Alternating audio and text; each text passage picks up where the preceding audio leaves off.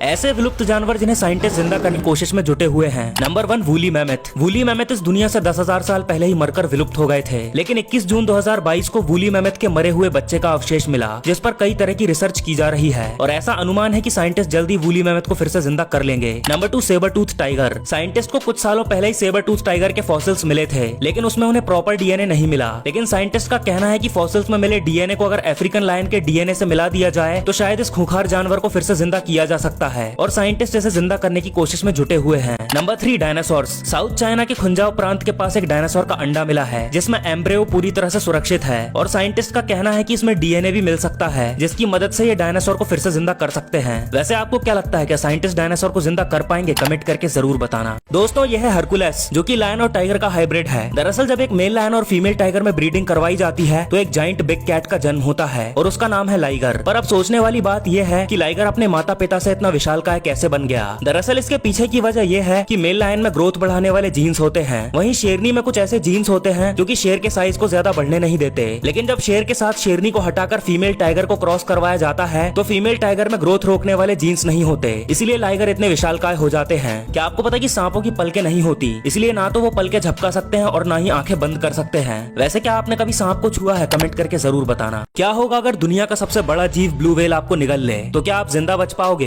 देखो, वैसे तो व्हेल की सभी प्रजातियों में से सिर्फ स्पर्म व्हेल ही है जो आपको निगल सकती है। उसके निगलने पर आप सबसे पहले इसके खंजर जैसे दांतों से कट जाएंगे और बाय चांस अगर आप इसके धारदार दांतों से बच भी गए तो आप सीधे इस व्हेल के गले के नीचे चले जाएंगे, जिससे ऑक्सीजन की कमी के कारण आपको सांस लेने में दिक्कत होने लगेगी। फिर आप महसूस करेंगे कि हाइड्रोक्लोरिक एसिड आपके शरीर को जला रहा है। इसके बाद आप व्हेल के 4 पेट में से पहले पेट में गिर जाएंगे, फिर दूसरे, तीसरे और चौथे पेट से होकर गुजरेंगे, जिससे हाइड्रोक्लोरिक एसिड आपकी बॉडी को पूरी तरह से गला देगा, जिससे आप एक कंकाल में बदल जाएंगे। ब्लू व्हेल दुनिया का सबसे बड़ा मैमल है, जिसका वजन करीब 200 टन और लंबाई 100 फीट से भी ज्यादा होती है। लेकिन कमाल की बात यह है कि ब्लू व्हेल इतनी बड़ी होने के बाद भी छोटी छोटी मछलियों को खाती है और ये मछलियां इतनी ज्यादा तादाद में खाती है कि इसका पेट भर जाता है। साथ ही ब्लू व्हेल के बारे में सबसे हैरान कर देने वाली बात यह है कि ब्लू व्हेल भी दूध देती है, क्योंकि ब्लू व्हेल भी एक मैमल है और मैमल का मतलब होता है दूध देने वाला जानवर। एक ब्लू व्हेल अपने बच्चे को दिन में 200 लीटर तक दूध पिलाती है और इस दूध में इतना फैट होता है कि इस दूध को सिर्फ ब्लू व्हेल का बच्चा ही डाइजेस्ट कर सकता है। शार्क से समुद्र में रहने वाला हर जीव डरता है, लेकिन समुद्र में एक ऐसी मछली है जो शार्क से बिल्कुल भी नहीं डरती, क्योंकि शार्क भी उसे कोई नुकसान नहीं पहुंचाती और उस मछली का नाम है रेमोरा फिश। लेकिन आखिर शार्क इन्हें कोई नुकसान क्यों नहीं पहुंचाती? दरअसल इसका कारण है ये एक्टोपैरासाइट। असल में दोस्तों, ये छोटे छोटे कीड़े शार्क की बॉडी से चिपक कर उसका खून चूसते हैं, जिससे शार्क की मौत तक हो जाती है। वहीं ये पैरासाइट रेमोरा फिश के लिए भोजन की तरह होते हैं, जिन्हें ये शार्क की बॉडी पर से खाती है। इसमें जहाँ एक तरफ शार्क को पैरासाइट से छुटकारा मिल जाता है, वहीं दूसरी तरफ रेमोरा फिश को खाना। क्या आपको पता है कि धरती पर सबसे ज्यादा दिनों तक जीवित रहने वाला जीव कछुआ नहीं बल्कि ग्रीनलैंड शार्क है, जो कि करीब 500 सालों तक जीवित रह सकती है। वैसे आपकी फेवरेट शार्क कौन सी है? कमेंट करके जरूर बताना।